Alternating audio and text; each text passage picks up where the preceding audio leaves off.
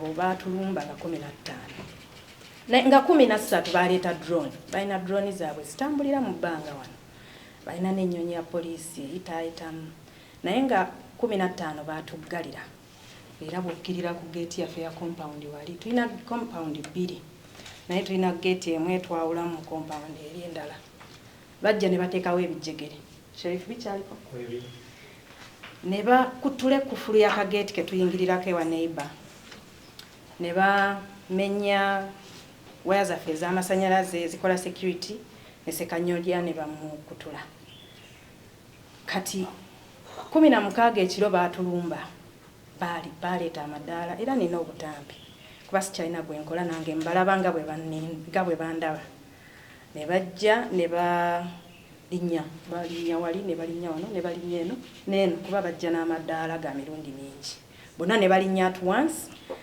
ne batuggyako amasannyalaze ne batuggyako kamera bwali kiro Mwami Kyagulanyi n'amanya nti it's not a usual thing era kawuka kaali kakulumyeko okalaba okakolaki so he had to escape naye twakiriziganya nze nsigale kuba nina abantu bange ab'okubeerawo nabo ate baba balina kye baagala nga basobola okinnyonnyola mba nsobola okukibawa baba ye gwe baagala sisobola mubawa naye nga in case there is anything to answer nga nsobola okiddamu I had to stay so I could answer. In that fracas waliwo ennyonyi mu bbanga ng'ekuba ekitaala wansi ng'ebamulisiza bulungi bwe yeetoolera naye bamulisa basobole okulinnya naye kye baali baagala tetwakitegeera baakomaawo kuba nze n'abantu bange wano twakuba enduulu mu bulamu bwange sikubangako nduulu gye nakubako olwo nagiwuliranga ku kyalo ewaffe ng'ababbi baalumbye twakuba enduulu baneiba baffe bali ku distance naye baava mu mayumba abasobola nabo ne batwongerezaako abaatulumba ne badduka gyekiro bazzeemu ekintu kyekimu simanyi kikye baagala kubanga bankuumidde muno nze n'abantu bange ennaku 6 mu nsonyiwe tetubawadde kakunywa na kakulya kuba naffe tetulina naye ekirungi tulina abakkiriza abasiiba olaba emmere bagirekawo nga weeri ate olwo kati nga tebagibawadde so bwe tutyo bwe tubadde eyo information jagadde njibawe mumanye omulaba byatasaba bannyonnyola nalaba spokesperson wa poliisi ng'agamba nti Kyagulanyi gyali ewaka ali mu sitting room ye aliwe I can confirm nti gyali naye nga yagenda ate nga naye gyali ayimirira n'abagamba nti siriiyo muve mu maka gange abantu batambule I have tried twice to leave this house naye baŋŋaana okufuluma era nga bonna mwe mufunye obuzibu okuyingira maama wange yava mu kyalo omukadde oyo najja okundaba ne bamuggalira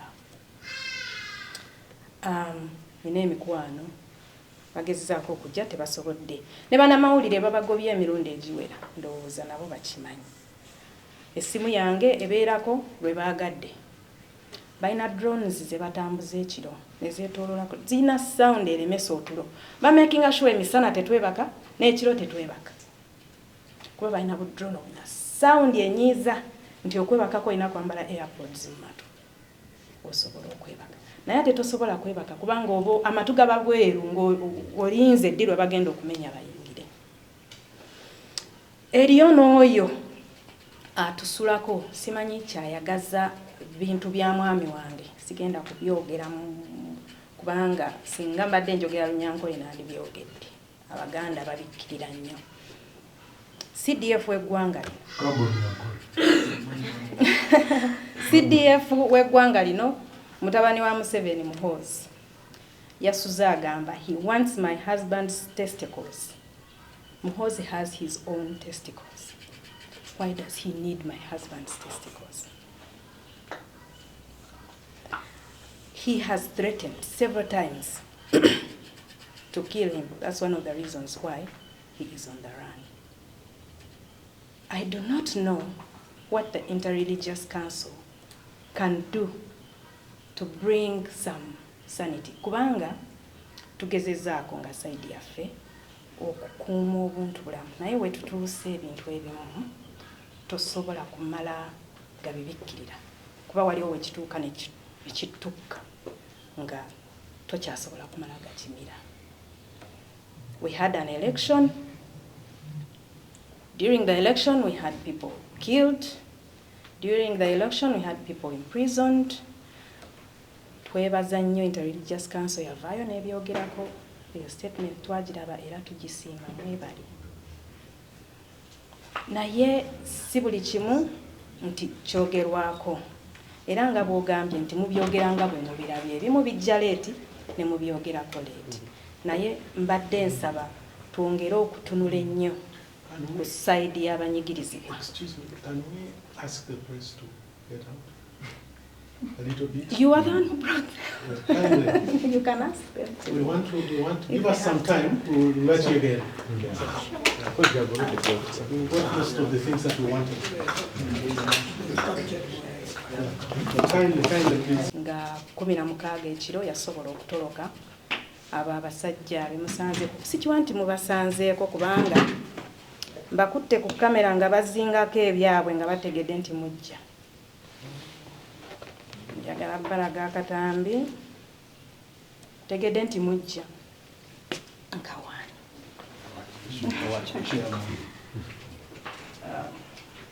Obalabye nga mujja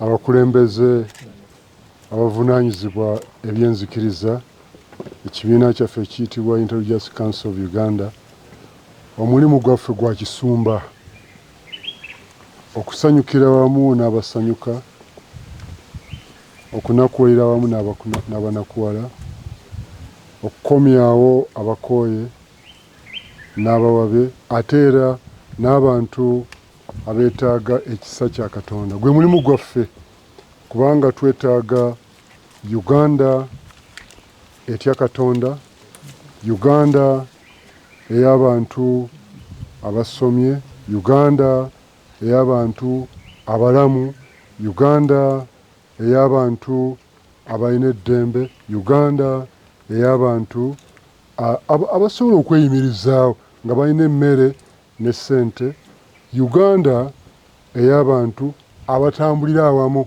wadde mawanga ga njawulo badde balina n'ebibiina bya njawulo. Kale ekituleese wano mu maka ga Honorable Kyagulanyi n'omukyala kwe kusaba nabo ng'abantu ba Katonda.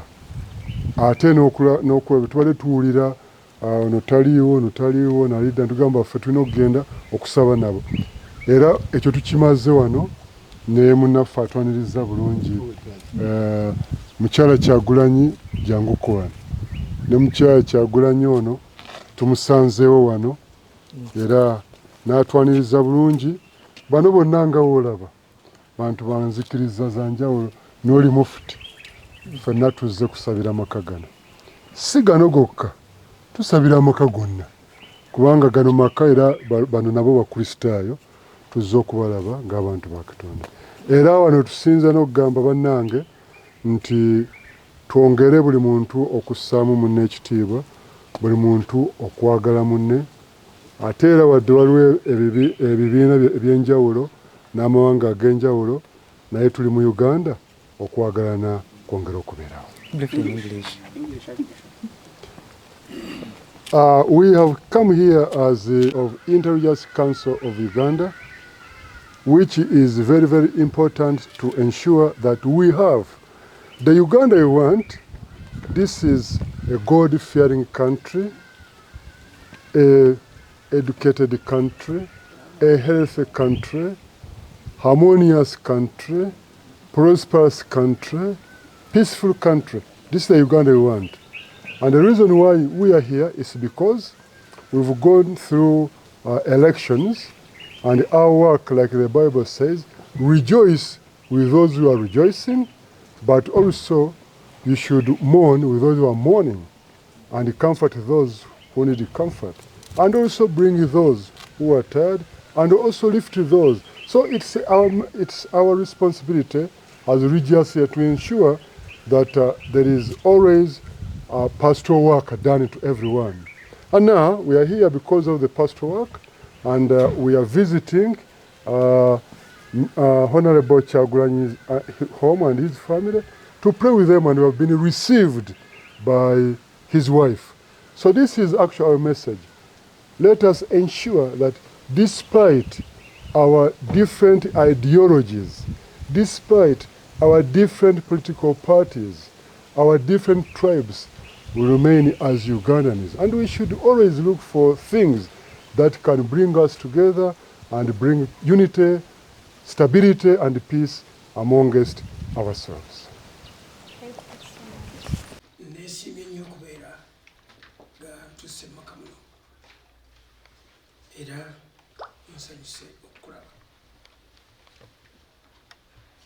Amanya gange nze Dr. Joseph Serodda nze nkulembera Born Again Faith mu Uganda nzikiriza y'abalokole era ku kakiiko ka Inter-Religious Council ndi co-chair ne ssentebe waffe nga wa ssentebe bwagambye tuzze wano okwogera gye muli